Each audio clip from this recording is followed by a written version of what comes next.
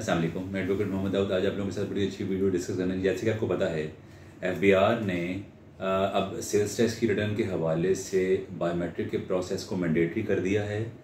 इस सिलसिले में आपको पता होगा कोई लास्ट 1 या 2 रिटर्न्स पहले इन्होंने मैंडेटरी सेक्शन SRO 350 को किया था, जो 7 मार्च 2024 को आया था। उसकी इम्प्लीमेंटेशन पे पहले बहुत वर्किंग होती रही, फिर बैलेंस शीट को उसका पार्ट बनाया गया, फिर लोगों ने काफ़ी ज़्यादा अपनी रिटर्न्स में मई की रिटर्न में और अप्रैल की रिटर्न में अपनी बैलेंस शीटें भी साथ अटैच की।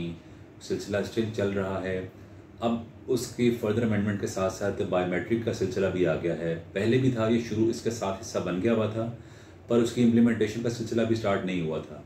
बट अब तो उन्होंने मैंडेटरी कर दिया है कि बायोमेट्रिक प्रोसेस करना है और वो हर साल चलेगा, मतलब एवरी ईयर को उसको फिक्स कर दिया है। अब वो बायोमेट्रिक का प्रोसेस होगा तो ही आगे मामला लेके चले जा सकते हैं। अब अपकमिंग रिटर्न्स में जिन लोगों की लेट से कोई पेंडिंग रिटर्न्स रह गई हैं, कोई मई की रहती है या लेट से कोई अप्रैल की भी रहती है या जून की है, जुलाई की रिटर्न्स हैं, अब जब तक वो अपनी बायोमेट्रिक का प्रोसेस पूरा नहीं करते तब तक वो रिटर्न फाइलिंग का सिलसिला होता ही नहीं है। अब सबमिशन में जाएं, जैसे कि आप सारों को पता है, अब नेक्स्ट सी सबमिट करते हैं तो सबमिशन के टाइम पे ऊपर एक आइकॉन बना आ जाता है कि अपना बायोमेट्रिक का प्रोसेस कर लें।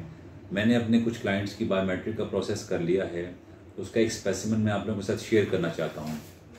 ये देखिएगा, ये वो सिलसिला है मैंने प्रॉपरली जिसमें एफबीआर टैक्स पेयर रजिस्ट्रेशन के साथ बायोमेट्रिक का सिलसिला मौजूद है।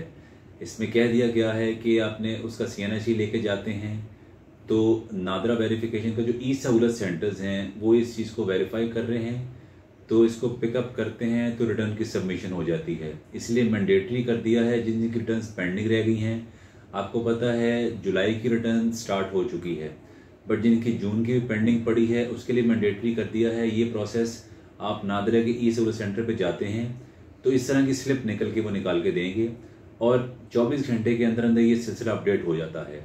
बताने का मकसद ये है कि अपनी बायोमेट्रिक प्रोसेस मुकम्मल कर लें। इंडिविजुअल हो तो उसके लिए भी, इन केस अगर वो AOP की शक्ल में है तो प्रिंसिपल अथॉरिटी जो उस फॉर्म 181 के अंदर मेंशन है वो जाके अपनी बायोमेट्रिक कराएगा तो पार्टनरशिप फर्म की रिटर्न सेल्स टैक्स की सबमिट हो जाएगी।